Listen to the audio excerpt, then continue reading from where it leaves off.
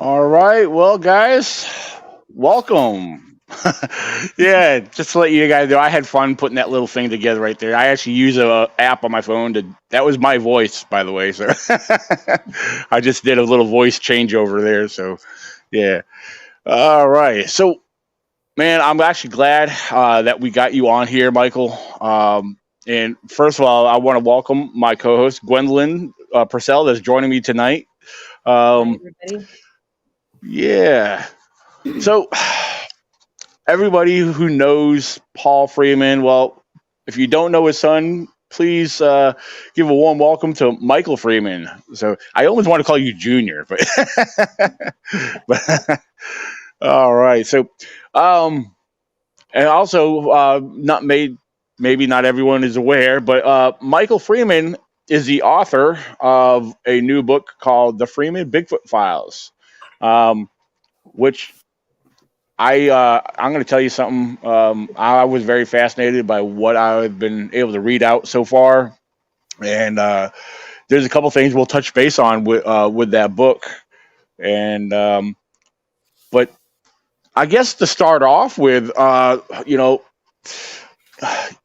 first of all, you know, your father's Bigfoot footage. I'm going to say one thing, and I read one of the things I read in the from the book is that I felt the same way as what was stated in the book as far as the footage alone. It is, I don't know the right word to use, but I will say it doesn't, it has not received the attention that it deserves compared to what the Patty footage is. And that's also stated in the book. And as I believe it was you that mentioned that there's no competition here. There's no competition whatsoever. And so, I mean, I don't think we should look at it as a competition. I mean, you got two different video footages from two different time periods. And one of the things that we were discussing before we went live, I thought we could go ahead and clarify that 1994 is all over the video footage. And again, what you explained to us, I was wondering if you want to clarify that and share that yourself so I don't get that messed up as far as when that footage was actually taken. Yeah, the video was actually made August 20th, 1992. And that's when my dad got the footage. You will see from time to time some copies of it that say 1994 because that's when the copyright was placed on it. And henceforth, there's been a little confusion over that, and you do see it as 1994 from time to time. But it was shot in 1992. So 30 years just this past August 20th. Okay. Very good. So, ladies and gentlemen, get that straight. It's 1992. Not 1994. How old were you, Michael, when that video was shot?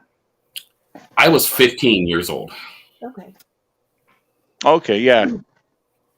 Yeah, so yeah, Michael's like 3 years older than I am, so I'll be 46 next month, so I'm getting up there. Okay, yeah, I'll be 43 in March, so okay, now there's something I kind of want to read something off. But before I do so, let me ask you first. One, it's the statement or the article regarding the Good Morning America show from 1987. I really feel like that there needs to be shared publicly.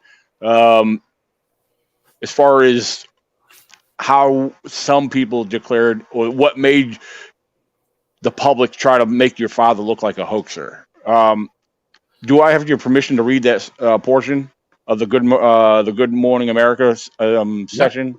Go ahead. Okay.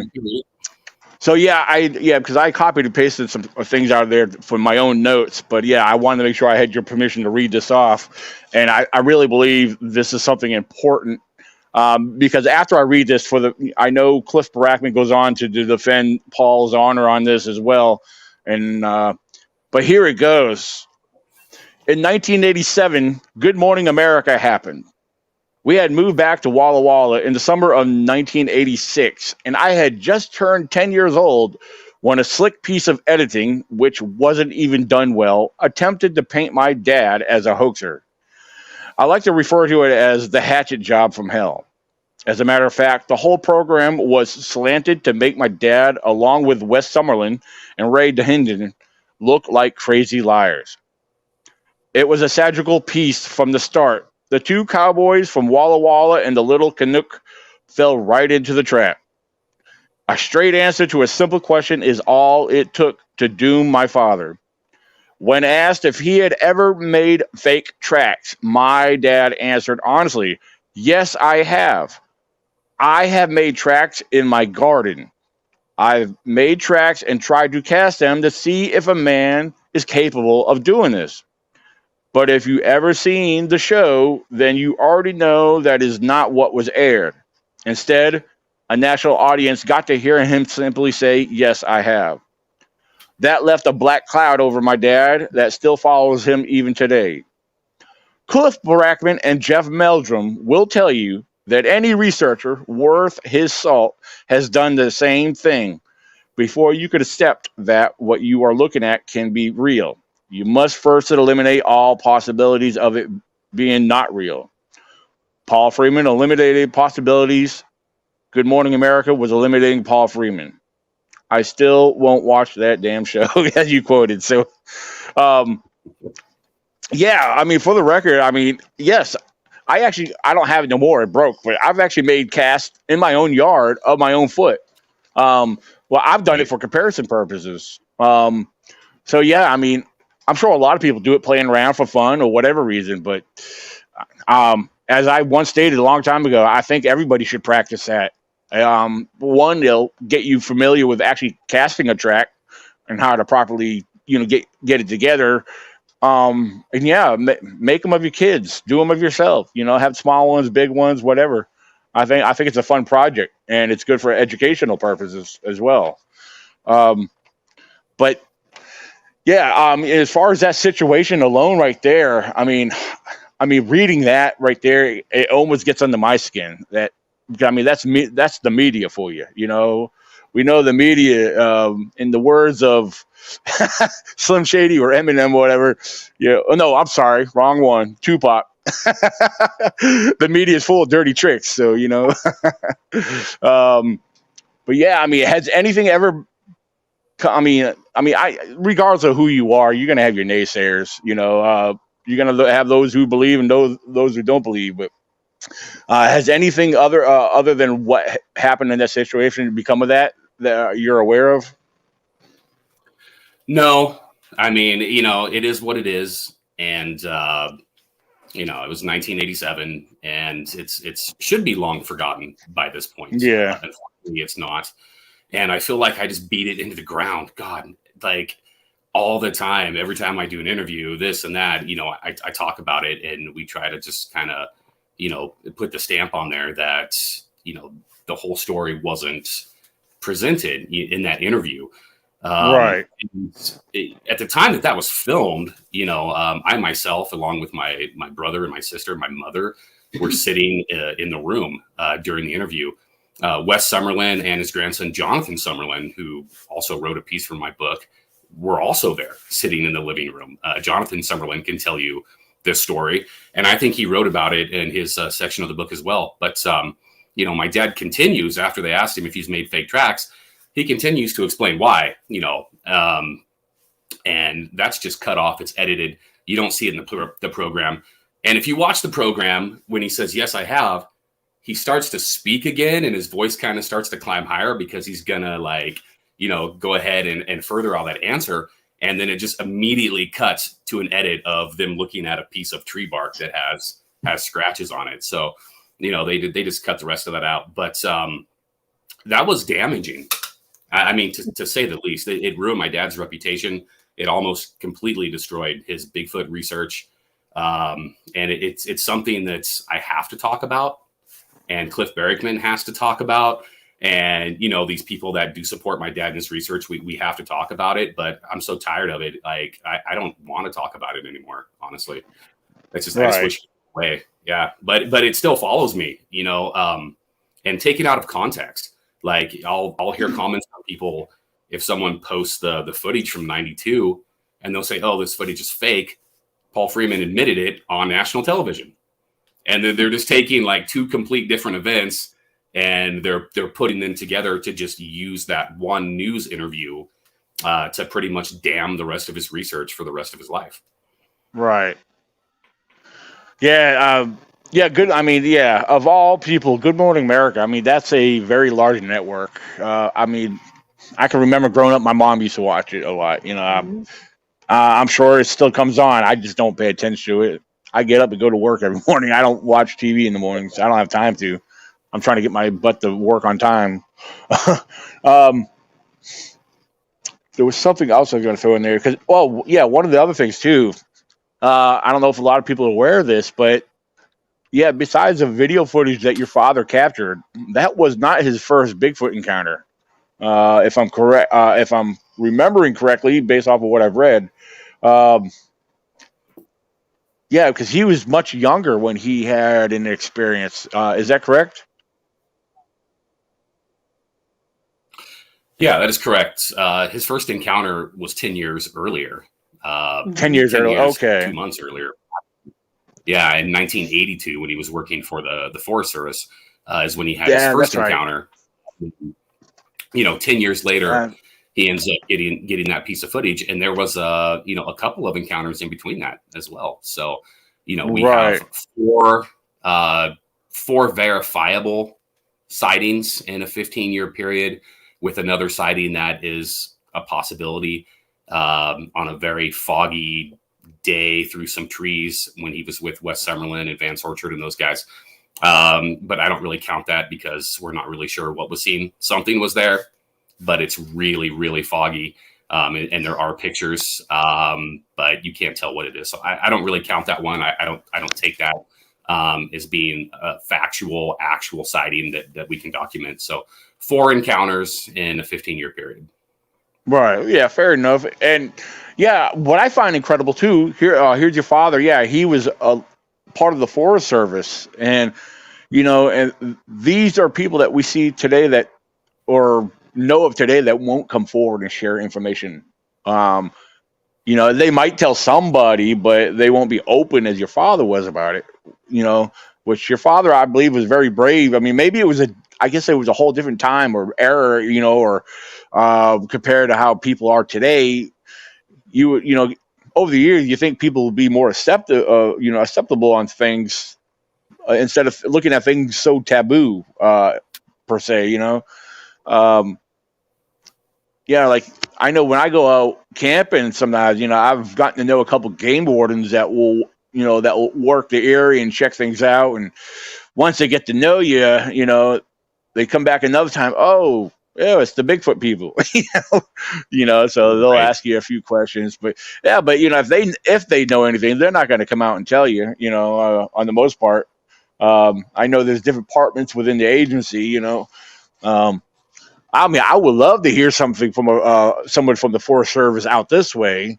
Now, I have heard firsthand accounts from law enforcement officers that's happened just over the other side of the mountain here, which is incredible. I wish more, if there is more, I wish more would come forward with that information, because law enforcement, Forest Service people, those are the people I would take as real credible sources, personally. I want to before I go on. I don't want to keep talking and rambling while Gwendolyn may have something she wants to jump on.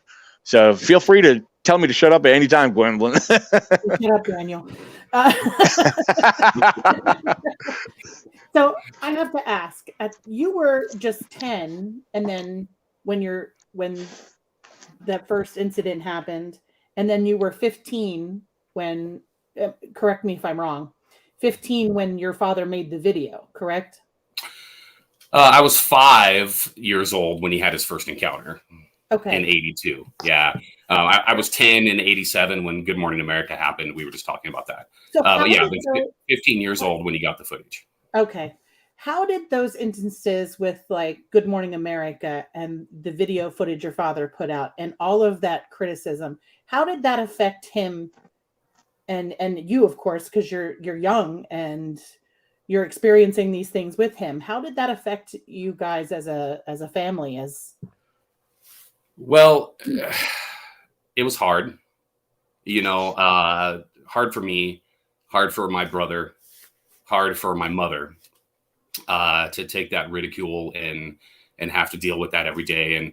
And for me, being younger and having to go to school and have kids, my dad says your dad is crazy and, or this or that, and to have to go through all that and to grow up and start realizing that your father is not the normal dad,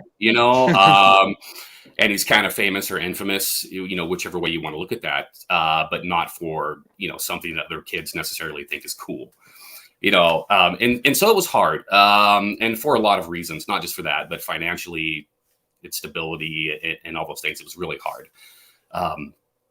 How it affected my dad is not something that I really dealt with for most of my life, honestly, because my dad kept it so inside. And if you knew my dad, or you hear interviews with my dad, or you see some of the conferences he goes at, like the one in 1989 when Renee DeHinden is yelling at him from the audience to like go home and cussing at him and stuff.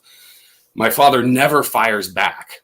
He never says anything unkind about anybody else. And he was very good about just kind of dismissing the skeptics and the detractors without any animosity, because he believed in his evidence and he challenged people to, prove where it was fake. You prove it, show me, and so growing up with him during that time period, that's what I saw, is it just kind of not bothering him. And he didn't really talk about it, that side of it. Now, I know there were private conversations had with my mother, obviously, but as far as I was concerned, I wasn't let in on, dad's feelings are hurt, or, someone has upset dad, or dad's thinking about not doing this anymore. Those things were kind of kept from me. And I've actually, since I've done this project and I started writing this book, as funny as it sounds, and it's on a much smaller level, I'm sure, than what he dealt with, but I've kind of started to experience just a little bit of maybe how he was feeling and what he went through, because I myself, in the last year, have kind of become a target of some of these same things, because I'm writing a pro book that's positive about my dad, and he's a controversial figure. And so there's people out there that have had not kind things to say about him, and in certain circumstances, even about me, just because I'm standing up for that evidence. So I feel like I'm a little more familiar now with what he was going through, and why he probably chose to eventually, walk away from that. So it was hard on me when I was a kid, and it's hard on me now. It's kind of come full circle, if that answers your question. Absolutely. How does that affect your I'm assuming you're investigating and researching as well. How does that affect how you move forward with your investigations and your research? Well, I'm not what you would call like a boots on the ground researcher. I don't go out every weekend or every chance I get and look for evidence. If something is found, or if something happens near where I live and I hear about it, I might go check it out. I've done that before. Sometimes I do, sometimes I don't. I consider myself more of a historical researcher, I guess you could say. And I like to spend most of my time, when it's Bigfoot related, researching the Blue Mountain evidence that my dad was a part of, and not just his evidence, but the evidence found by all the other researchers that were there, like Wes Summerlin and Dar Addington and Bill Lowry and Dave Bean and Vance Orchard and all those guys. And just making, compare and contrast all the tracks and sighting reports and hair samples and stuff like that, to get as much information as I can to try to draw a better conclusion on, what the picture in the population was, in the Blue Mountains at that time. But I don't know, man. Bigfoot's rough.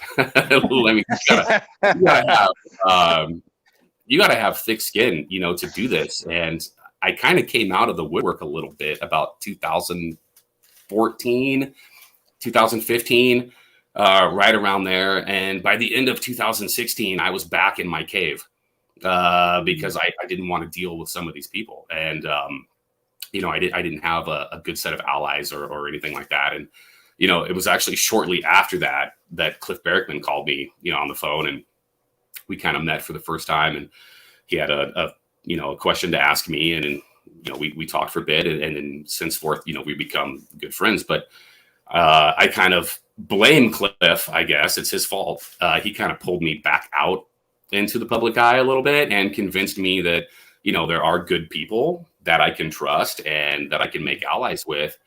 And that's, the information and the evidence that we have from the Blue Mountains during that time period is still important.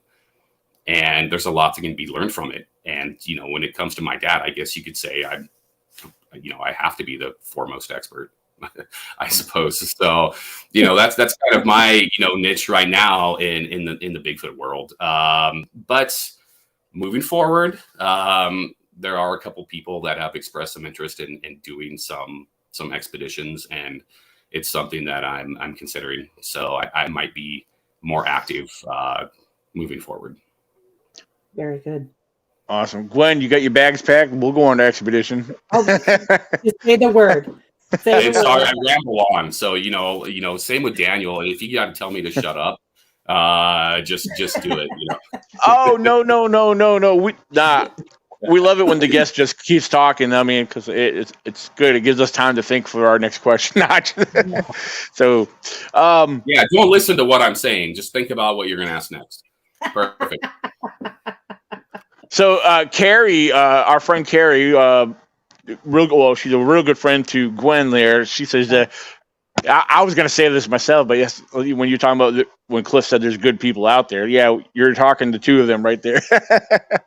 So, but Carrie said it herself. So, and then she said, she's referring to herself. She's a good one too. So, yeah, and I've not just Cliff, but I've made some really good allies and some good friends, and of course Doug Hychek, who published the book and is the one that convinced me really to do it. There's not a better ally than Doug Hychek, if you want to get something done. And Mark Mercell is someone I've become acquainted with and friends with, and he's really cool and a great guy. And of course, Jeff Meldrum and Tom Powell and just, everyone, Dar Addington and John Summerlin. I've got a good team. Mike Casey here in Washington State, is a guy that's boots on the ground who's kind of going to be up and coming and that. But I feel like I've made a lot of good connections this time around, and I have good friendships, brewing, and I can't even list everyone, really. Oh, yeah. Tim Holler, I mean, and just everybody, but everyone's been so positive, moving forward this time, where last time I kind of tried to come out and make some, do some stuff publicly and kind of share information, stuff like that. Like I said, in around 2015, 2016, everyone was not as positive, and it was not a good experience. And now everybody seems to be really positive. And I don't know if it's just, we're just ready for it now, or if it was the excitement for the book or whatever, but, and then there's a few sour apples, of course, but hey, if they want to spend their time obsessing over me and I'm that important, go for it, I suppose. So, yeah, you're always going to have somebody else alone. Yeah, absolutely. Yeah, I mean, you're going to have people that are going to want to try to dissect you and your history with your father. I mean, they've been doing that with Bob Gimmelin for years, as far as I could, look back on. And, there's been drama on social media, and, and I don't know why people don't just leave the guy alone, but, and let him be, Yeah. Bigfoot's rough. I'm going to say it again. Bigfoot's rough. And something I just don't understand why in this field where you would think everyone would be working towards a common goal, there's so much infighting and jealousy. It doesn't make any sense to me. It seems like it's just backwards thinking, and everyone just needs to work together, more. You just see it daily with just people, novice people that post information, or they just post their opinion on something and they get ripped to shreds by somebody else that seems to think they're an expert, and God, there's no experts on Bigfoot. I mean, we all know that, right? It's yeah. opinions. I mean, that's all it is. There's no experts. because we don't even know what they are yet, you know, and until we have, you know, a body on a table, you know, there's not going to be an expert on it. So can we just like take the evidence and look at it, all the evidence as a full body, and not just cherry pick, you know, the frame or the second of this video or this, you know, footprint trackway. But let's just take all the evidence and look at it from a scientific viewpoint altogether, regardless of what your beliefs are on their origin or what they are or anything, and just work together trying to find comparisons on this so we can actually get more information that's congruent and just work together. Like, I don't even know what to say about, you know, the Bigfoot community. And like I said, you know, for the most part, there's really great people, but at the same time, I feel like they take more steps backward than they do forward because they're all jealous of each other. Yeah, you're right. Sadly, that's true, but you know, it's nothing new. It's nothing right. new either. I mean, it's been going on since, you know, the 60s and the 70s and through my dad's time period with him and, you know, Renee and those guys. And it's not like it's a new thing, but I don't think it's getting any better either. And I don't think social media helps, you know, on that front. No. Oh yeah.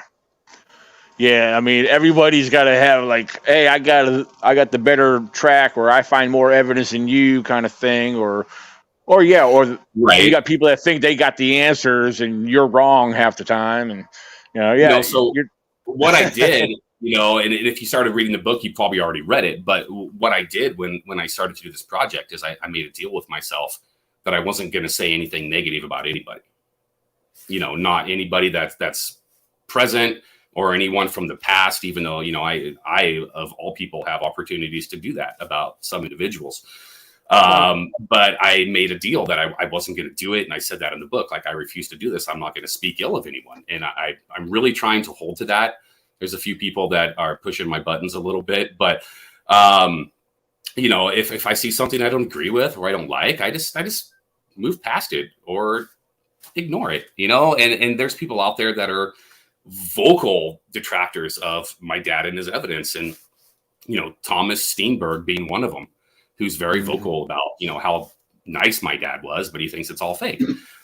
I made it a point to reach out and introduce myself to the man because we'd never met, you know, and I just, you know, hi, Mr. Steenberg, this is who I am. And we've never met and I'd like to meet you someday, you know, because I don't see anything wrong with that, you know, and I don't care if people have a difference of opinion, or I don't even care if you don't think my dad's evidence is real. If you've actually taken the time to study it and look at it, and then you've drawn your own conclusion, great. Like, we'll talk forever, and you can be as big of a skeptic as you want.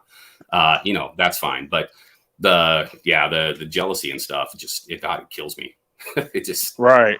You know, I don't even know what to do. And there was even someone, and again, I'm not going to speak ill of anyone, you know, and I certainly won't do it by name, but just the fact that when I said I was going to write a book, there was someone that just took that opportunity immediately to jump on that and draw attention to themselves by just from the get-go kind of attacking the book before you know, a single word had ever been written, you know. Right. And it's like, okay, you got to use someone else's success to like make yourself relevant, and that's fine. I mean, if that's what you want to do, whatever. You know, I don't share information with that person. That's fine. I don't really care what they say anyway, because it's, you know, in the long run, it has no impact on my life, you know. But again, it's a head scratcher on why it has to be that way, you know. Right. Yeah, I almost feel like I'm probably way off, but I'm not going to mention names either. But, you know, whoever you might be referring to, I almost feel like I have two suspects in my mind, but one one might be running a bookstore out west somewhere, and I don't know. I don't know, but yeah, I won't even bring up names because I mean I could be wrong, but the two people I'm thinking about, they're both, you know, a-holes and so forth. Well, yeah, I mean, you know, someone loves everyone, right? So, right. There's somebody for everybody. We've all got mothers, right? So, you know, you know, there's a few that have poked and prodded, you know, a little bit, and passive aggressive, sort of, in those kind of ways, and then a few others that are just more, kind of accusatory and this and that. And it's fine, it's whatever. They can say whatever they want. It's one of those things. But I just want to get the information out there. I mean, honestly, when it comes to my dad, and kind of like you said at the beginning with like his video footage, and maybe it hasn't gotten the credit it deserves, or hasn't been looked at as much as it deserves to. I just want to put it out there, and that was the intention with the book. And anyone who heard me kind of publicize and advertise the book from the beginning heard me say that this book is an evidence catalog at heart. That's really what it is. It's full of pictures, and it's full of video footage, and it's full of audio of him telling his own story. And then it has a little bit of writing here and there by the other people that contributed, and by myself. It's not a 400-page novel. And that's never what it was intended to be. I mean, it was intended to be, an evidence catalog where people could look and see these pictures and make comparisons for themselves, and watch enhanced footage, and watch, footage they've never seen. And there's 48 minutes in there of my dad following tracks with Roger Thornton and, some other people, my dog. And it's great, because you just get to see them like follow trackways and find out where they went, and they lose them and they find them again, and they go through snow, and, stuff like that is really interesting to me. But I guess there were, some people that thought there should have been more written, or, the book should have been 1,000 pages or something like that. Instead of 180 pictures, there should have been 500, and all that stuff. And then those same people, turn around and complain that it's a $70 book. And if they'd have got it their way, it'd have been a $200 book. So, it's just, it's one of those things, but, it is what it is. And hopefully, because for the most part, I've heard good things about the book. People have said good things about it, and I'm not a writer. I'll be the first one that's going to admit that. And that wasn't the point of this thing. The point of this thing was an evidence catalog, and to get my dad's audio out there and stuff, so people can learn, from that, and kind of take that adventure. And I did my part putting the book together, and cutting all the audio and picking all these pictures and doing all this stuff in a little bit of writing. But, hopefully people enjoy it. And I know you guys have had a chance to at least look at it. Yeah. If I must be honest, from what little I've gone through, I really think it's it's been well presented and put together. It's an excellent layout and format. It's just, I was actually going through it when I was at work, and while I had some time, and I was like, I was really getting into it. Meanwhile, trying to make sure I wasn't needed elsewhere at work at the time. But so, but no, I definitely plan on going through a lot more of it. I know a buddy of mine, my buddy Clint Miller, just recently bought the book because he actually posted a picture of it a couple days ago showing that he got your book. So yes, he did. He got it directly from me. So I signed it for him and everything. Clint is, I didn't know you guys were buddies, but Clint's a good dude. I consider, I've never met Clint in person, but I consider Clint a friend. We do, we converse a lot, actually, and he's a good guy. So he was, I don't know, Gwen, if you remember, he was actually he was at the table sitting next to Michael Cook at my event this past June. But he's a young guy. He lives down in Southern Virginia. I actually drive down his way every so often. Depends on where I got to go to deliver. But he's a good kid. I call him a kid, but I don't know exactly how old he is. I know he's young. So that shows what age we are. You get over 40, and then everyone younger than you is a kid. Well, I picked up that habit from my father. He could be, the guy could be 10 years younger than him. Yeah, this kid I used to work with. So, I mean, Dad's, because Dad's 70. Like I said, he just turned 73 in August. So, but so I've I picked that habit up myself. But like I said, I'm looking forward to really getting into it And Mhm. and it's been quite a while since I read. I mean, I got Bigfoot books I still have yet to touch that are sitting over here, and I do but too. yeah. I mean, I got people ask me, "Have you read the book yet?" I said, I "No." still have to I read feel, Daniel's books. well, mine are basic research. Most of them are research books. With a lot of my opinion. I share some other people's stuff in there, but they're nowhere as big as your book. Trust me. They're more or less research booklets. So. Um, Yeah, I do put a lot of pictures in mine, or at least I try to. Yeah, that's the thing you were talking about pictures. You can only have so many pictures in a book, depending on what based off it Yeah, for illustration purposes or whatever you need them for. But that is um, something I learned. And I also learned real fast how expensive it is to print full color pictures, Ooh. for the book. And so, there was a conversation potentially had about making like a paperback out of this thing as well for people that maybe didn't want to spend the money for the hardback. And we actually, me and the publisher, we actually did the math, and we had a meeting and kind of did a breakdown, and it's only going to be like a $6 difference. Oh, geez. Back in hardback. Uh, mm, um, paperback and have people buy and save any money and get a lesson. But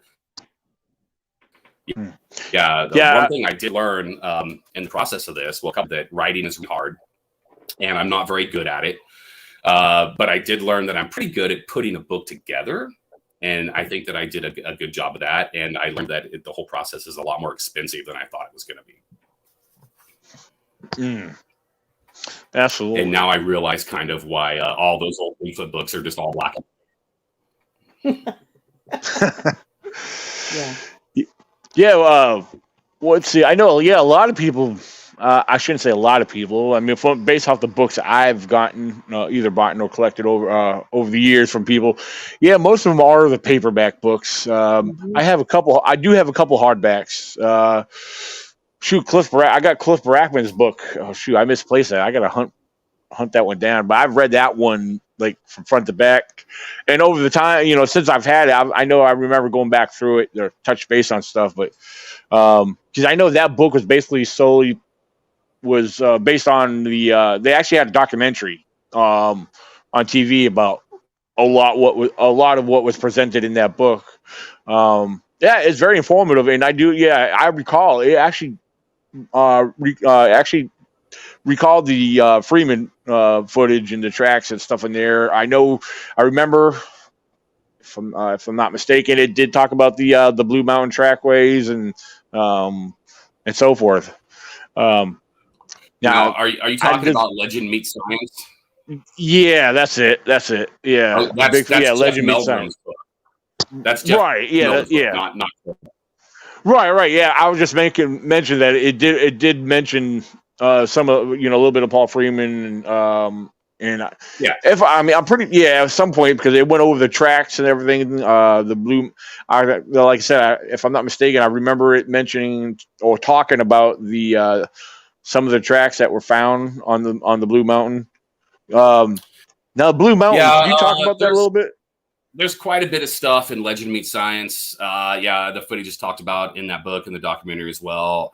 One of the things Dr. Meldrum touches on in the book as well is what he refers to as the Table Springs prints, which is what I call Wrinklefoot. Yes. Wrinklefoot. In Meldrum's book, they're referred to as the Table Springs because that's the location they were found at. Okay. And then I believe in Jeff's book, they also talk about he does a breakdown of the handprint from 1986, and also the derriere, the butt print from 1993. The infamous ass squatch, as I like to joke about it. Oh yeah. So yeah. Now, the handprint you were referring to, is it the one where they described it as being like almost like short, like they kind of look like this or something? No, the one from 86 is the big one, and it's full open. Oh, okay. The fingers, and there is a picture of that one in my book as well. That one was taken in kind of like a muddy clay, and it's distorted a little bit from the hand moving when it went down, and so it's probably not quite as big as it appears. But it is something that's Meldrum was interested in and wrote about in his book. And one of the interesting things about that is it's very similar to the Fort Bragg handprint. And they look very similar. They're similar in size. They have similar, features. And so, that's something that you can see there. But, as far as the handprints go, yeah, my dad has that one. And then the one you're talking about is the 1994 Biscuit Ridge print. And I kind of call it the Han Solo print, just joking around because it kind of looks like Han, his hands coming out of the carbonite. Yeah, right. You're right. Okay, yeah. And so that's 1994. And then there's the knuckle print from 82. Interestingly enough, with the handprints, all those handprints show the outward rotated thumb, all of them. And that's pretty consistent as well with what we had from Fort Bragg and also what we see from Tom Shea in Kentucky is that outward rotated thumb where the finger, the thumb would close the same direction as the rest of the fingers do and not inward, like ours does. And so it's pretty interesting that we're getting these consistencies throughout, not only time periods, but also, diverse locations across the United States. And that's outward rotated thumb is also something you see in eyewitness descriptions of Sasquatch. If they're holding or grabbing something, is their thumb rotated that way? So interesting handprints. We have some really nice ones that come out of the Blue Mountains. And a lot of people don't realize that there are very, very few instances of handprints and footprints ever being found together. Right? Yeah. Yeah, and I don't even know if you can name them all, but Bossberg, there's a handprint, that was found there, and then you get the knuckle print in '82 with my dad at Elk Wallow, and then you get the handprint at Biscuit Ridge in 1994 with my dad. And actually, Dar Addington and John Mayanzinski have the footprint casts from that, and my dad kept the handprint cast. And then we have some in Kentucky with Tom Shea, but that's about it. I think there's maybe 5 in history instances of handprints and footprints being found and cast together. You'd think it'd be higher, but it's not. Yeah. There was a time where I almost thought it looked like a handprint, but the more I kept looking at it, it was something I found while I was deer hunting, but I had to look at it at different angles. It clearly looked like it was a hand that was placed and then kind of more or less slid across the surface. But this particular spot, I actually came to the conclusion it was either turkey scratch or a deer with his hoofs rubbing the, right. But this, like I said, this particular pattern actually looked like a hand. I had taken pictures of this. I got them somewhere. They're probably somewhere on my Facebook pictures or something. But I have so many pictures on Facebook I can't keep up or remember what's left on there. But yeah, like I said, I was excited when I thought it was a hand. But even if it was, there's a chance it could have been just another person. Because I was there, I found it right. So because it wasn't big. It was probably about my size or maybe a touch smaller, but it looked like it had longer fingers. So yeah, and just to clarify, when I say the few number of those instances, I'm referring to I won't say famous, but well known and documented casts in evidence. I'm sure there's someone who's watching this program right now that has casted 17 handprints with footprints themselves in their backyard.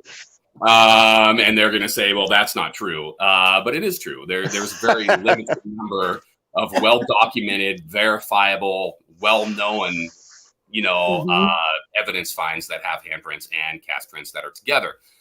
Interestingly, as well, in my book, in what is in there as the Paul Freeman raw footage is what the QR code is.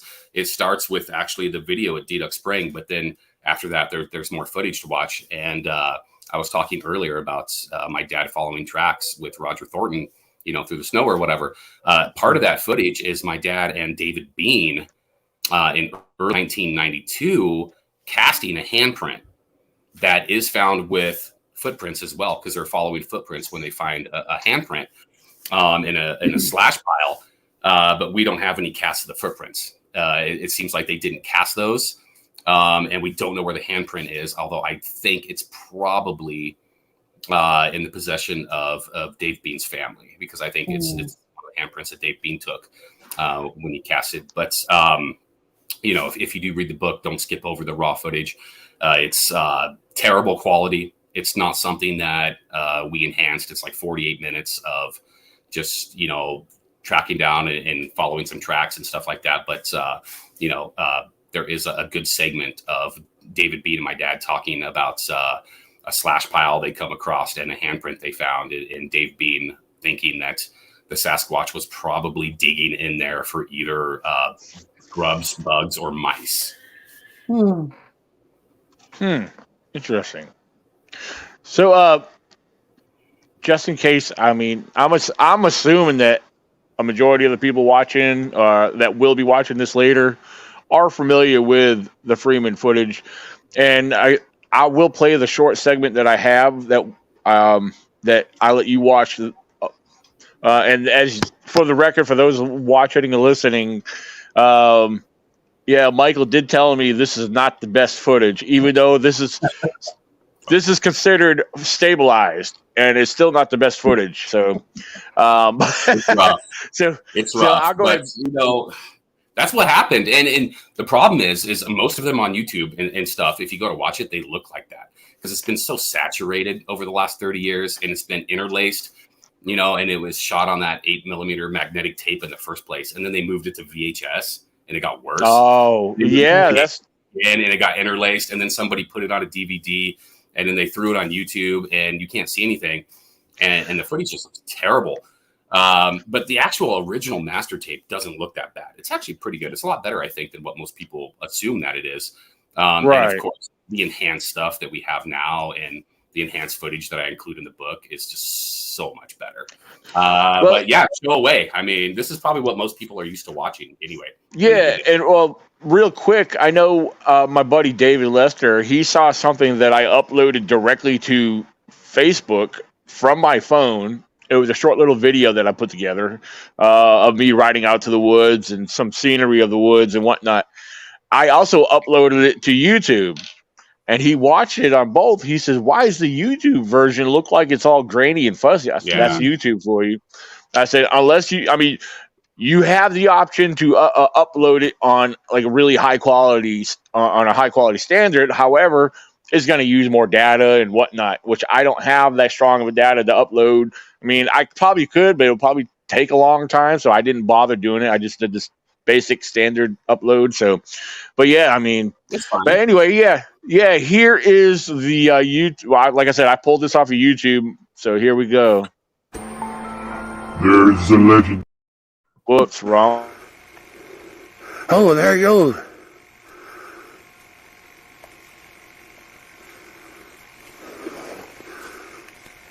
Jesus.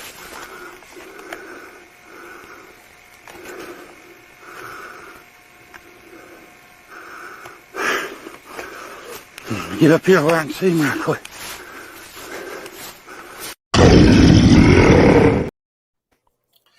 Yeah, that's so. Yeah.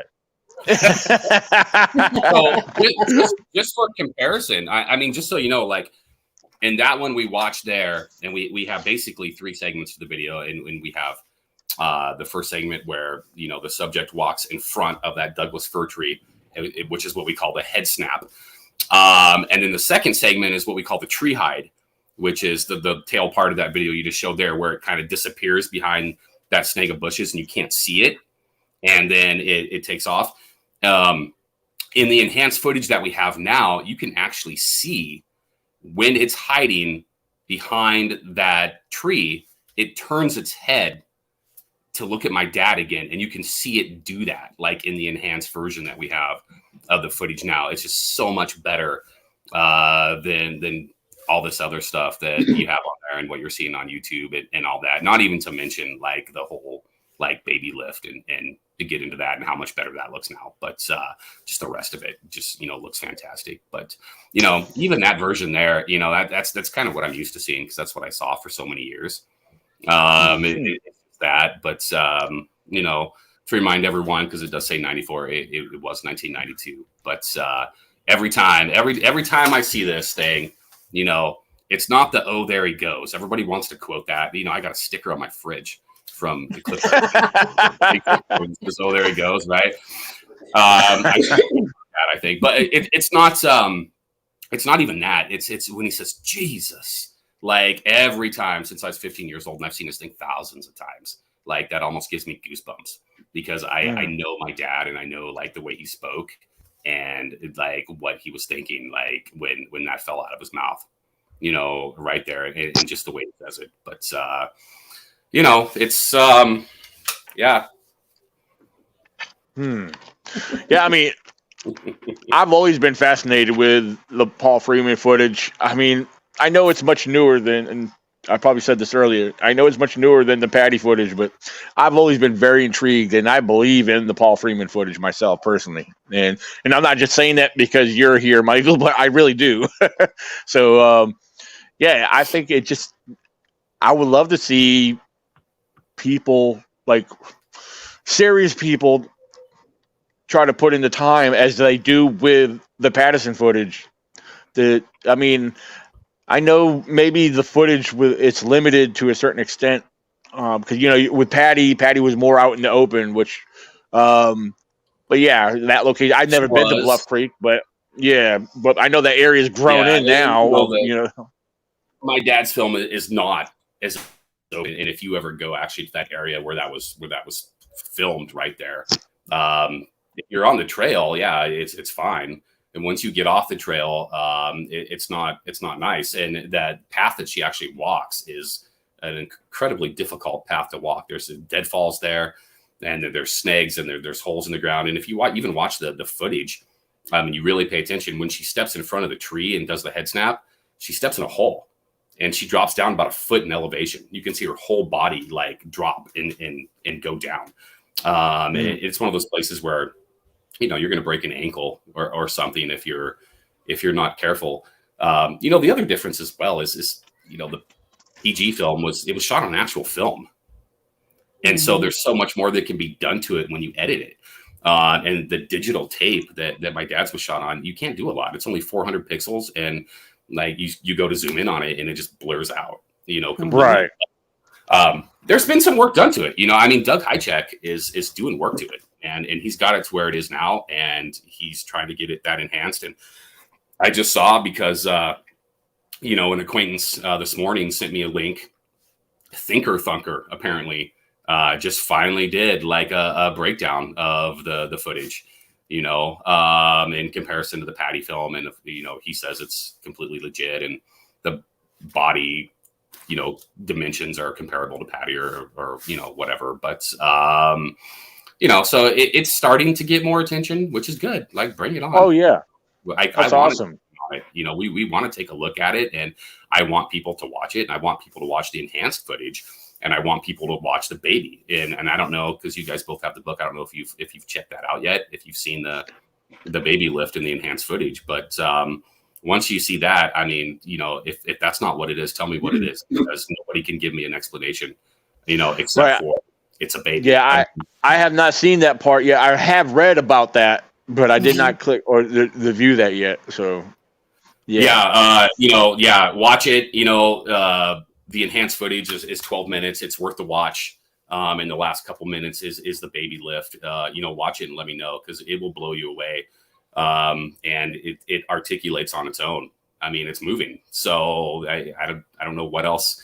You can say, if you want to say that footage is a man in a suit, well, then there's a baby in a suit that's sitting out there by itself, in the forest, and is waiting to be picked up, because that's I don't even have an explanation for whatever else is happening there. But the enhanced footage that's included in the book, when we're done with the interview, jump on there and just check it out. Just do it. It'll be worth it. And compared to what we just watched, it will blow you. It will blow you away. And I've shown it to two groups at a conference, and then a special private showing at Cliff Barackman's museum. And both times, the audiences were just stunned, at how good it was. So, everyone, seems to like it, and, bring it on. If you want to go do some measurements and you want to, criticize and do this and do that, and, try to tear it apart and do everything they've done with the Patterson footage, well, go for it. So, Absolutely. Now, are you aware of any do people go out exploring and try to search that area? Yeah, all the time. Yeah, it's easy to get to, man. And that's the thing is, Duck Spring, where that was shot, is not hard to get to during the right time of year. Now, you can't get in there usually till about June or July, and then once November hits, you can't get back in there because of the snow. Oh, okay. But when it is accessible, and especially late August when that video was shot, and early September when it's really nice up there and it's accessible, it's not hard to get to. It's right off the road. You can actually drive to the pond that the footprint cast was taken from. That is the print we have from the video. And at the very beginning of the master footage, when he's looking at the tracks in the mud, and they're all wet, they're at the edge of the pond. You can drive your car right to the pond. It's the nice trailhead. It's Walden Pond. And then there's an east side trail, and you take that up and it goes back up behind the pond, and then you start getting into kind of rough terrain a little bit. And that's, where this footage was taken. But it's not inaccessible. I mean, you can easily get there, and there was a rumor going around for a long time that it burnt down and that it was destroyed and they built over it and it wasn't even there anymore, but it's not true. It was just a rumor.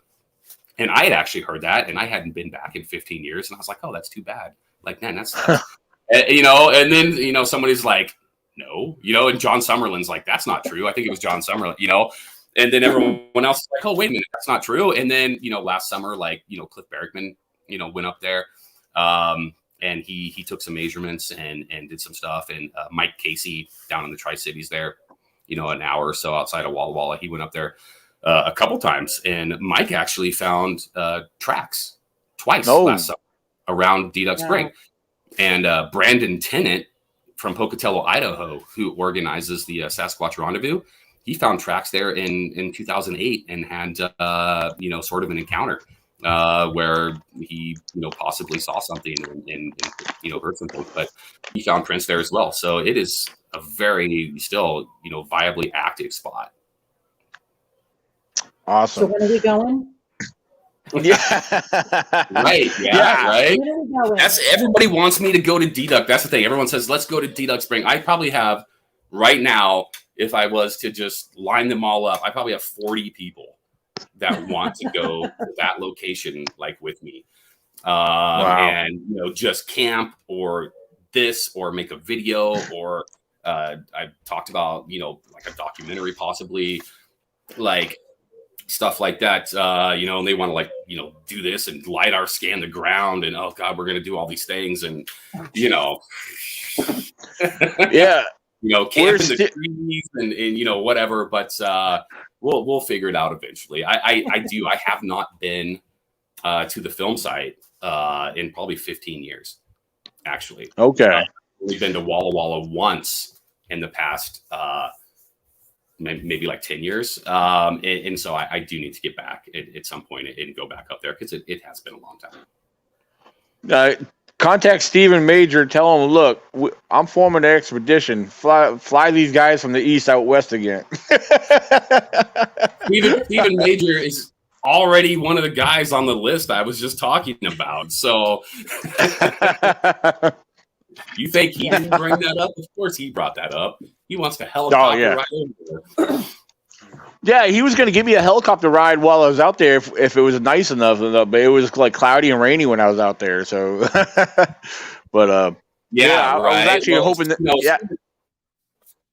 Stephen, back to me. Stephen Major wanted to this past December, just so last month, in the middle of winter, Stephen Major wanted to helicopter into Meadowline Falls, which is north of here, in the middle of winter, and climb a mountain face to go to a cave where some people have experienced Sasquatch activity or whatever, and said that it might be the last thing we ever do, but he really wants to do it. You know what I mean? And not so appealing to my wife, to be honest. And so it never ended up happening. But, you know, if you don't know Stephen Major is all about, like, let's just go die right now, like doing this or, you know, science and to prove that Bigfoot is real. So, yeah. Okay. Yeah, he's a cool dude for sure. Yeah, I like Stephen. I shouldn't give him a hard time on here, but, you know, he is kind of that way. And, you know, but he's a good dude. So. Yeah, I shared a joke. Oh, go ahead, Gwen. I have to ask. Jeff Meldrum and Grover Krantz were always in your dad's corner with all of this. Have they gotten a hold of you since you've written this book, and what do they have to say? Well, Grover is no longer with us. Grover passed away. You're right. Some years ago. I am, I'm acquainted with Jeff. I have been for years, actually. And we do talk and we share information. I just saw him in Idaho a couple months ago. And so there's a relationship there, you know, between us. So, you know, and yeah, we talk, you know, actually last time I saw Jeff, this is a, you know, a kind of a good conversation. We were talking about, like some people thinking, you know, kind of like with Good Morning America, whatever. And my dad is like, you know, hoaxing tracks and this and that. And I was having this conversation with Jeff with some of these tracks and how do you even hoax some of these things, you know? And Jeff Meldrum brought up a set of tracks that my dad cast in 1992 at a place called Gifford Peak, which were juvenile tracks. And they were about 8 or 9 inches. And he, you know, he brought those to Grover Krantz and Jeff now has them, of course. But he was telling me the story about how one of them got broken by my dad when he was trying to take it out of the ground. It got broken. My dad tried to fix it and he tried to put it back together with all this plaster. And it just kind of ended up being this mess of this broken cast. And Jeff Meldrum looks at me and he says, Michael, if he was making fake feet and he was faking these prints, why didn't he just stomp another one in the ground? Right. Yeah, good Instead point. of taking the time to do, and he says, this is the things that people don't think about when they think, when, you know, when they're looking at this. And he's like, you know, and he just kind of threw it off and he's like, let me tell you this. And he's like, why would you waste the time? Right. And so that's I think the last personal conversation I had with Meldrum, but you know, we had some emails earlier this week. He actually sent me a cast not too long ago. So, but I did know Grover as well to kind of expand on that question. And I was familiar with Grover all through the 80s into the early 90s. And I've been in his lab in Pullman there at the university. And I remember being intrigued when I was a kid, being around him. And Grover was one of those guys, you know, he's a chain smoker. And so he was always a cloud of smoke and all this stuff. But, you know, Grover was a fascinating person to me when I was little. And he's one of the vivid memories I have from being really little and being around Bigfoot. You know, the other person is Renee DeHenden that I have vivid memories of being around because he was fascinating to me as well, you know, and he had that accent and, you know, kind of that demeanor and those people kind of captivate you, I think, when you were a child. But I remember really liked being in Grover's lab and hanging around with him. And, you know, him and my dad, I wouldn't say they grew apart, but as the 90s wore on and it got a little bit later into the 90s, my dad did less and less research. You know, he came down less often and they saw each other less often and things like that. And, you know, it's a shame that they didn't get to see each other before either one of them, you know, passed away. I believe Grover passed away in 2001, if I'm not mistaken. If I'm wrong, someone who's watching this comment and let me know if I'm mistaken on that.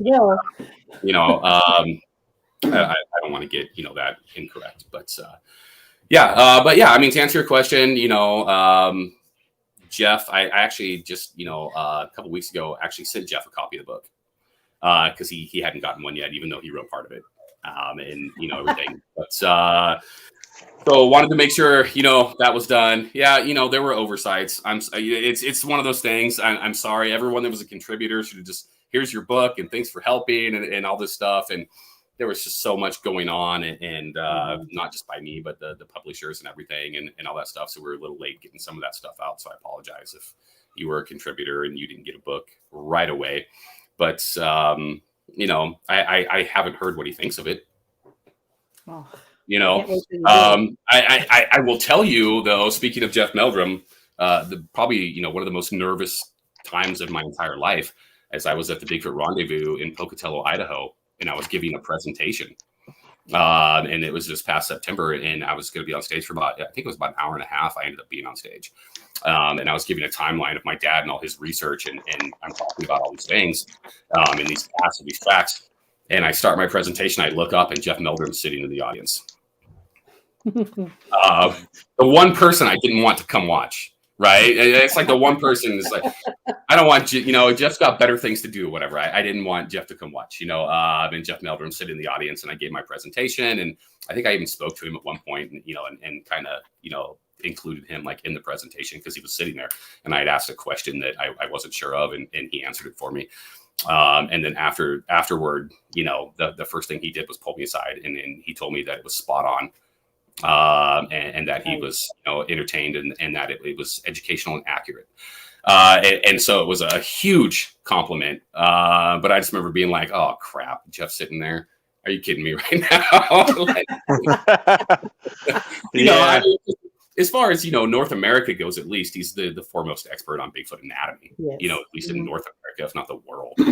So if you're going to give a presentation and you're talking about Bigfoot tracks and anatomy and this stuff, like that's not necessarily the guy you want to see. Not to mention, I had given a special presentation at Cliff's place down at the North American Bigfoot Center, but that was to 50 people. And then this thing in Pocatello was like 300 or 400. And it was technically like the first ever actual conference I'd spoken at. And I was just like, oh man, here we go, but no, it was good. It worked out. Yeah, as far as the date, I don't know if you guys see that. Squatch America said February of 2002. Yeah, regarding all right. Well, of course. Hello, Scott and Hannah. So, oh, you know that person? I don't know who they are. Squatch America. Yeah, that's Scott and Hannah Violet. Yeah, that dude. Oh, okay. Real nice people. I met them in Pocatello as well, and I actually just I was on their show. They have a YouTube show, and I did that. Oh, but really nice folk, and they're down in the Blue Mountains. And so that's the familiar stomping ground for sure. Yeah, nice, very nice. So what would you tell the people if they don't feel convinced on your father's footage and the evidence he's collected over the years? Yeah, basically, the book. I think they honestly need to read the book and read the details that are in that book, and those who contributed. Like Cliff and Jeff Meldrum and so forth. Yeah. Yeah. What would I tell the people that are skeptical? Is that Yeah, basically. Well, first of all, it's okay to be a skeptic. You have to be a skeptic. Right. That's the first thing you have to be is a skeptic, and I fully believe that. And I'm kind of the same way myself, actually. And Doug Hychek will tell you, if you ever speak to him, that I was skeptical on the baby in the footage, until it was proven to me and it got enhanced enough that I couldn't deny it anymore, but no, it's everyone's entitled to their own opinion. Everyone's entitled to make their own decisions. And if you want to be skeptical on anything, not just Bigfoot evidence, but anything paranormal or anything like that, that's fine. The one thing I would ask, if you want to be skeptical on my father's evidence, just if we're talking about that, is that you take a look at the evidence. Yeah. So you actually take the time to take a scientific look at all the evidence together, and then, draw a conclusion based on being educated, and that you don't make a decision based on a rumor or hearsay from something somebody said 35 years ago that was jealous about something. And there's a lot of that when it surrounds my dad, so I would just challenge them to, like I said, just, forget about all that stuff and forget about, hey, I idolized this person and they didn't like Paul Freeman, so I don't like Paul Freeman.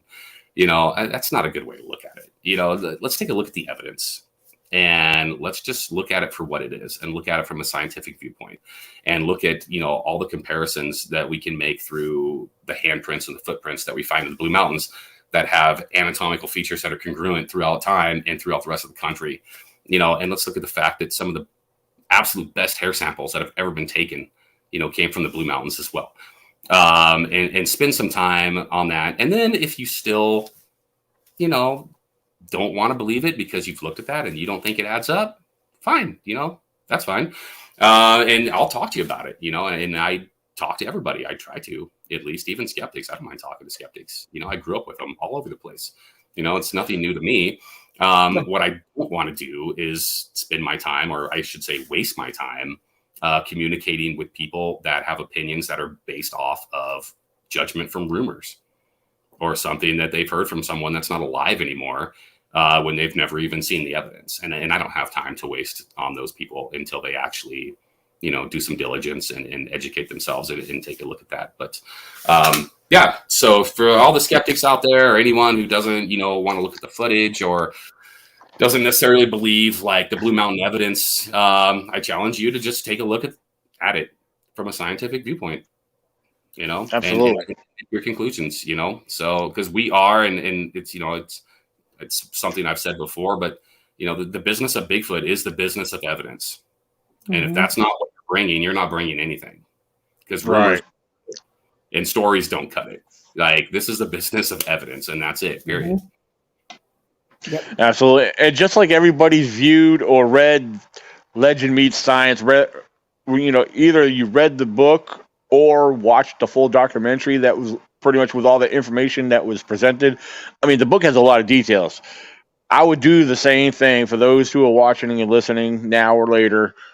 Yeah, I mean, take the chance, buy the book, and read what's presented and laid out.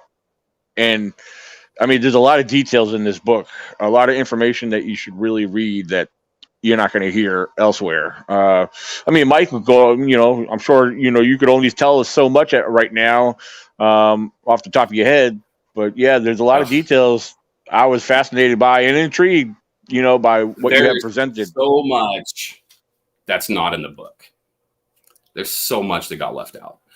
And I wake up every morning and I think to myself, if I started writing it today, it would be so much better.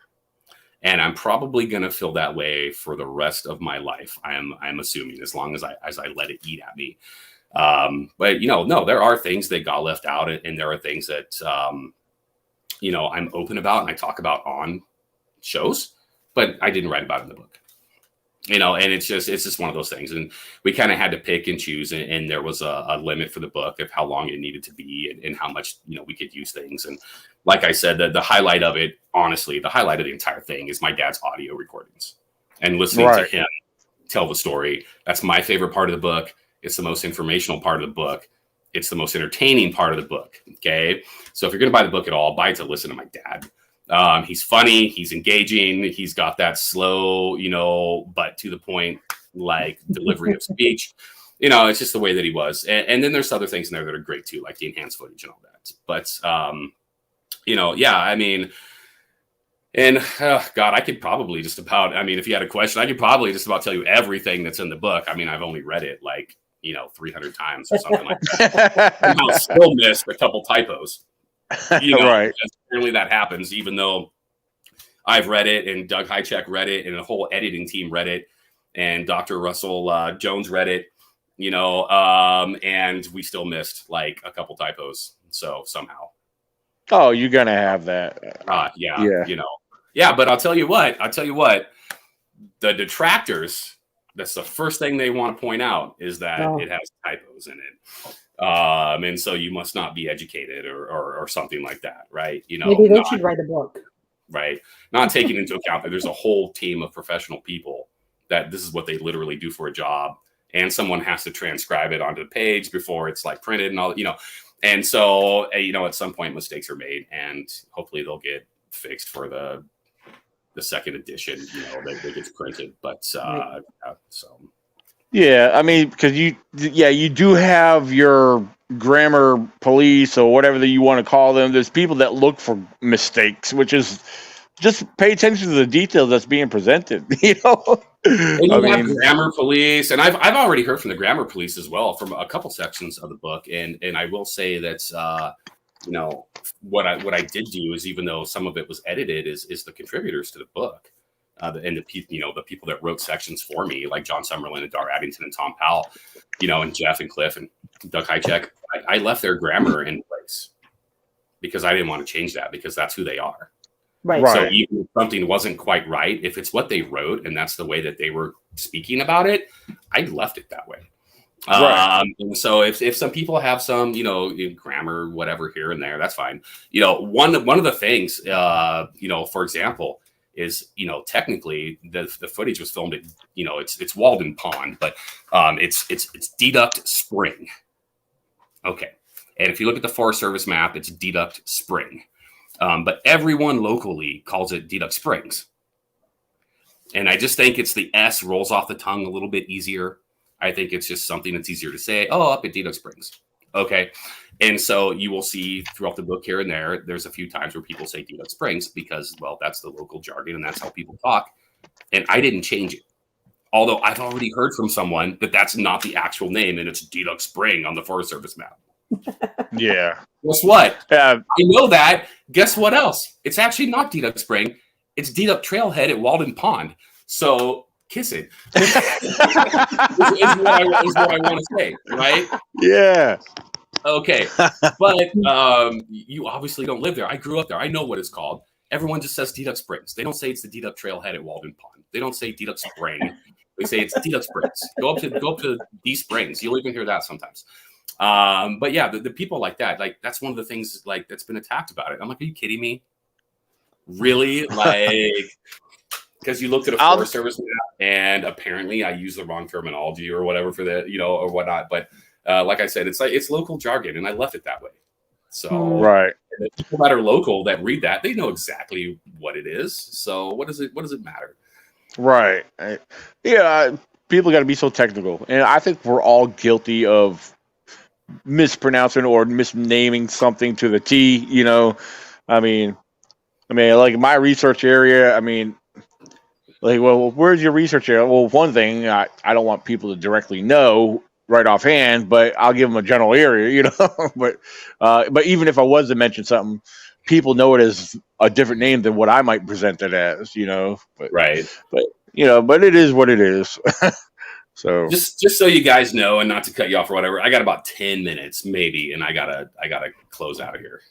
Oh, not a problem. We've been on for about roughly an hour and 20 minutes, and it's been a great discussion tonight. I told my poor wife about an hour, and she's been up there with the demon children. And I can hear him starting to cry and stuff. And, I got a 18-month-old baby that he hasn't taken a nap yet today. And oh my gosh, Lord. He needs to go to bed. Wow. But you get to that point, they get to that point where then they can't sleep, and they're so like crazy. And then they almost get like hyper and all this. But so I've got 3 boys. I have an 11-year-old and a 3-year-old and an 18-month-old. So I don't know. Maybe we'll get the next generation of Freemans out of one of those, possibly. Yeah. But no, I'm right. Next month I'll be 46. I'm too old to have a 1-year-old. Let me tell you that. Oh, there's people you'd be surprised these days. There's yeah. Didn't think that one through. So but my beautiful and amazing wife, who I'll compliment, is 10 years younger than me. So I guess that's the price I paid to marry someone who was younger and out of my league. Was now I'm stuck with a 1-year-old baby and getting close to being 50. So.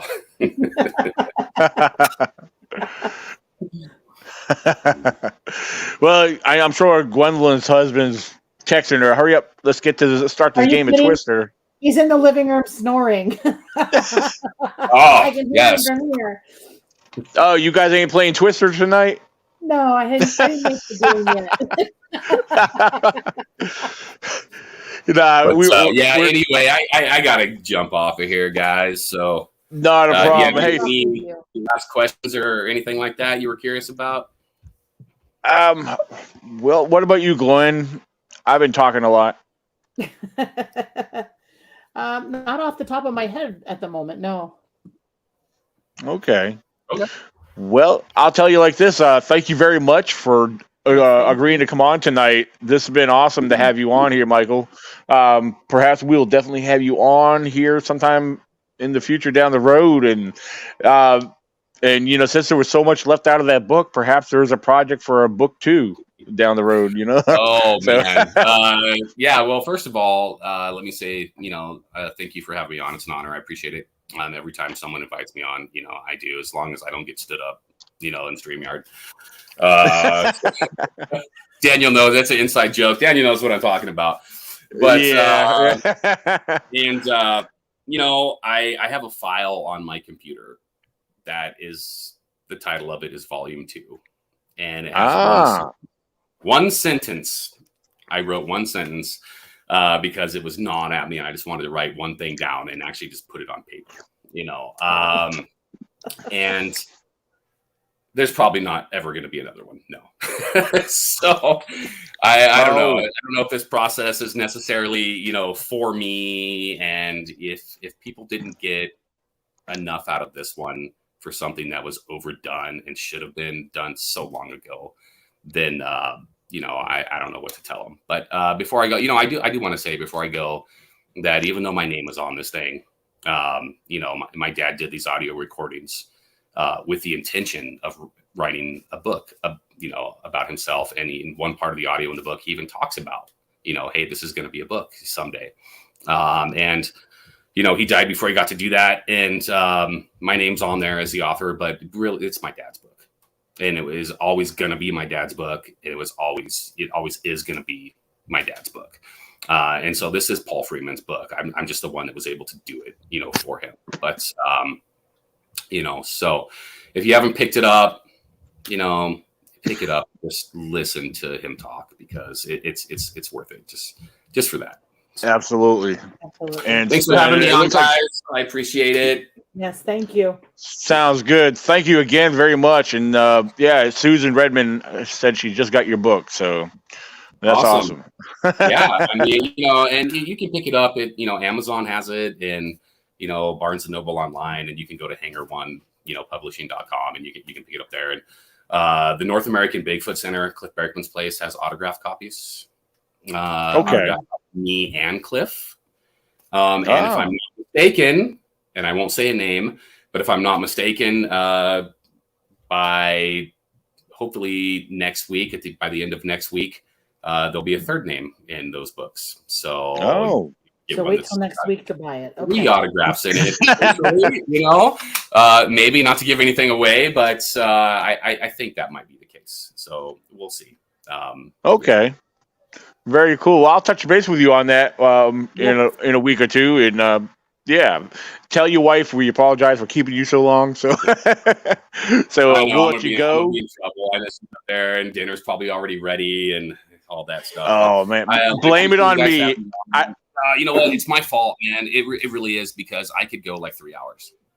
Right. No, I mean, you know, or longer. You know, I went 2 hours and something with Cliff and Bobo. God, they had to edit it down, those poor guys. But you know, but yeah, you know, let me know what you think of the book, and anybody who's out there, like, let me know what you think of the book. And if you have any questions, feel free to ask as well. And you know, I'm easy to get a hold of on Facebook, Instagram as well, mfreeman77, and I also Freeman Bigfoot Files at gmail.com. That's an email address I have just for the book and just for people that want to contact me, you know, over the book. So good deal. Good deal. I appreciate your time, and I will talk to you guys later. Thank you very much. And everybody sit tight. All right. Have a good night, Michael. Thank you. All right.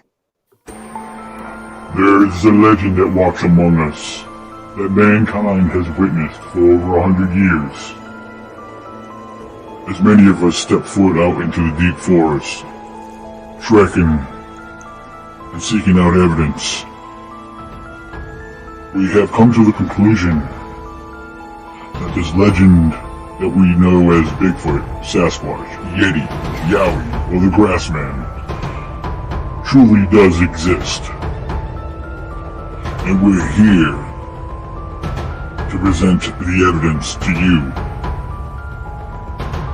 Evidence that cannot be dismissed. So we welcome you to sit tight as we prepare to present to you the elusive legend himself, Sasquatch.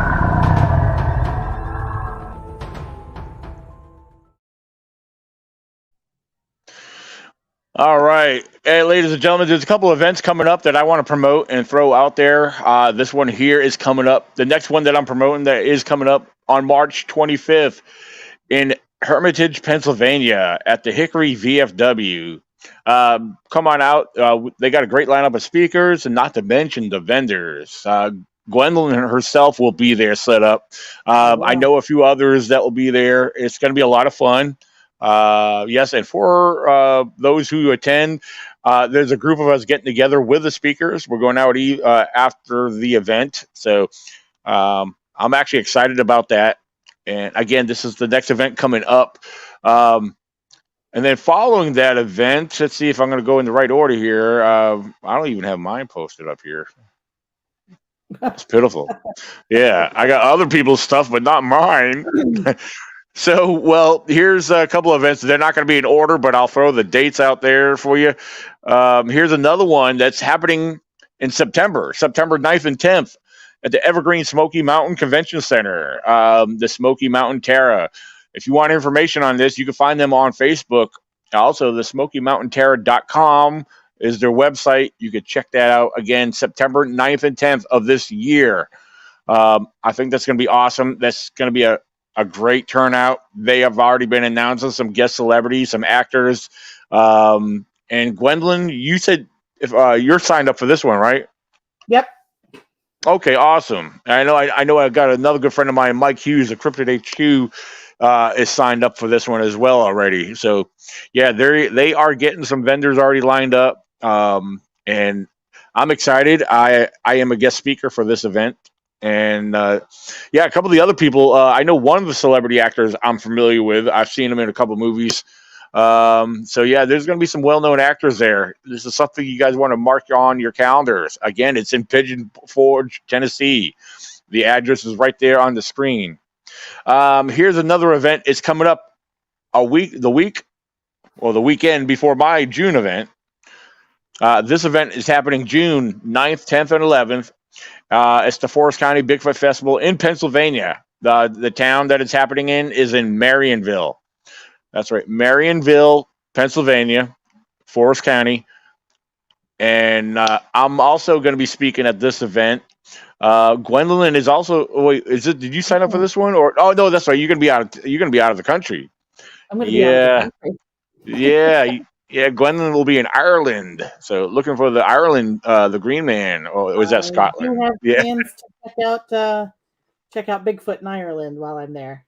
There you go.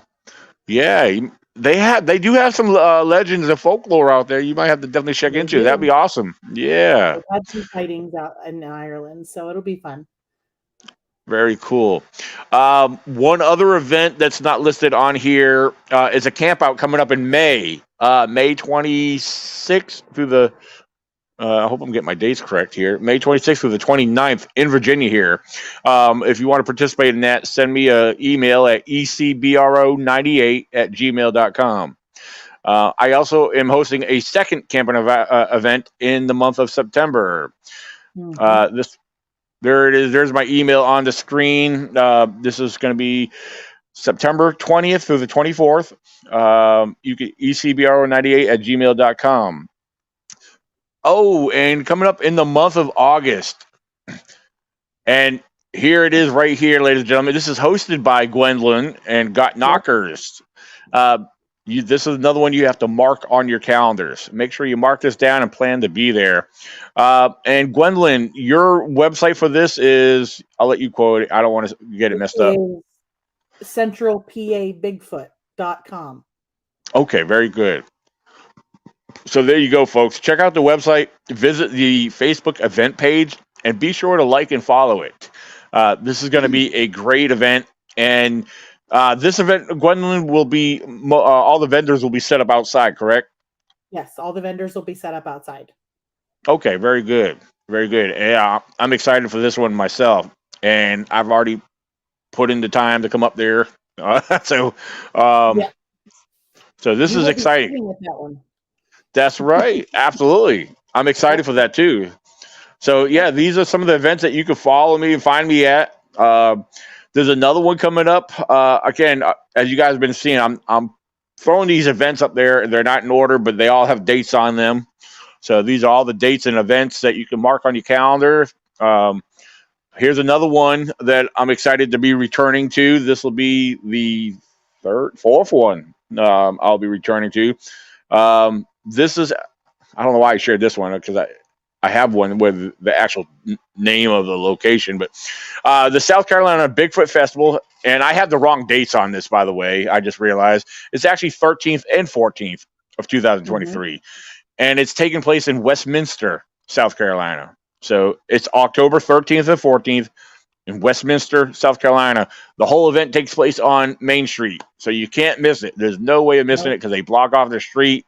They got live music, tons of vendors, and the way they do their speakers, they actually separate the speakers in different rooms or different buildings. So, but yeah, there's more information on this. I don't know how well or how far they updated their information on their Facebook event page, but there is a website where they do update that periodically. So, but these are some of the events you guys could check out. Make sure I'm not missing none. I think that's about it. At the South Carolina one, correct? Yes. Yes. And I need to check with because I told Dale that I have scheduled out to come down like 2 days earlier. So hopefully I need to get some details worked out with him on that. See if they're going to do what they did this past October. I'm hoping they do.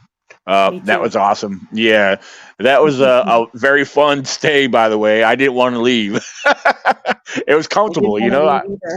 Yeah, because when you get settled in, you're relaxed and having a good time. The environment, the people you're around, it's just a fun time. And ladies and gentlemen, if you guys haven't been to these events, there's I don't know the best way to describe it. If you start hanging out with with us people, or us crazy people, you become attached, you know, and become a crazy person yourself. So, yeah. So yeah, it's a lot of fun. So, but yeah, I don't see nothing else I can throw up there at the moment. That basically covers it right there. Oh, hold on. Hold on.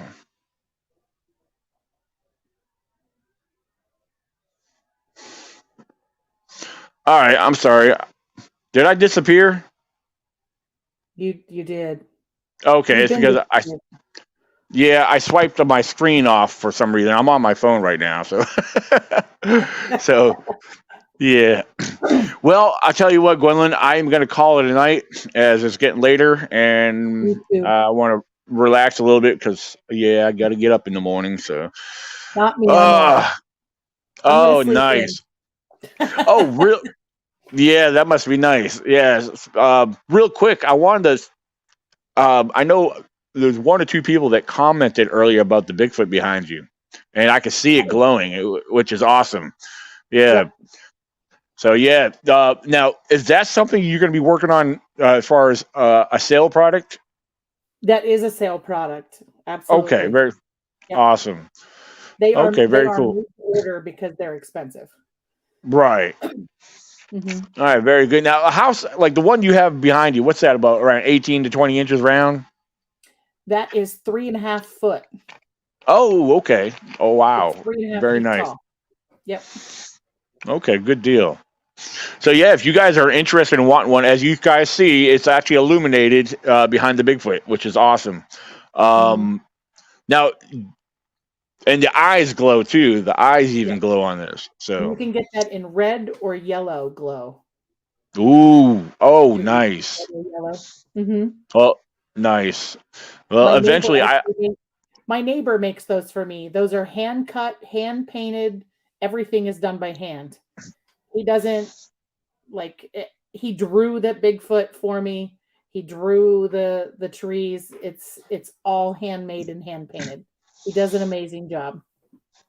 Awesome. So yeah, I put you on solo layout so so I can enlarge it. Yeah. So There absolutely.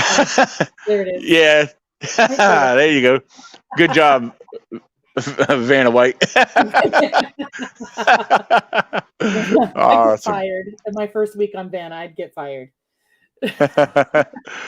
Absolutely.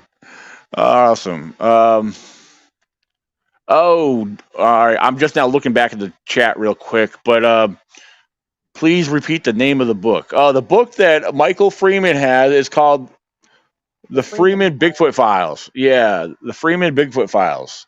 And you can find it on Amazon. You can't miss it. I'll actually throw a picture of that up real quick. I don't have the picture of the book, but The Freeman Bigfoot Files. Actually, the cover of the book, that's what it looks like right there at the top part of that promo flyer. Yeah, The Freeman Bigfoot Files. Again, you can find that on Amazon. So awesome. Well, guys, everybody that was listening and watching tonight, and those who watch later, I hope you guys enjoyed. And thank you guys for coming on. If you have not done so, please feel free to subscribe to this YouTube channel, Bigfoot Zone, ECBRO. And Gwendolyn, thank you so much for coming on. Oh, well, thank you for asking me. It was fun. Oh, absolutely. And this won't be the last time. So I'm excited. Yeah. So I try to throw out a show every Friday. I usually hunt down a guest. I have actually had people ask me they want to come on. I just need to get info. There's people that are asking me to come on I don't know nothing about, so I'm trying to do some research. So I think some people just want to come on just to come on, and which is fine. But everybody wants their 5 minutes of fame. Right. So, I mean, I prefer to have people that actually had real experiences and that want to share and talk about things. Don't get me wrong. We do have podcasts where it's just strictly open discussion. We do have that a lot. But I am trying to produce people with encounters that want to share their story. So, because, we all learn from hearing these stories. We could collaborate. We could compare, so absolutely. So, again, everybody, thank you guys very much. And until next time, have a good night. Keep it squatchy, my friend. And Gwendolyn, have a good night. So you too. Everybody have a good night. All right. Bye, guys. Bye.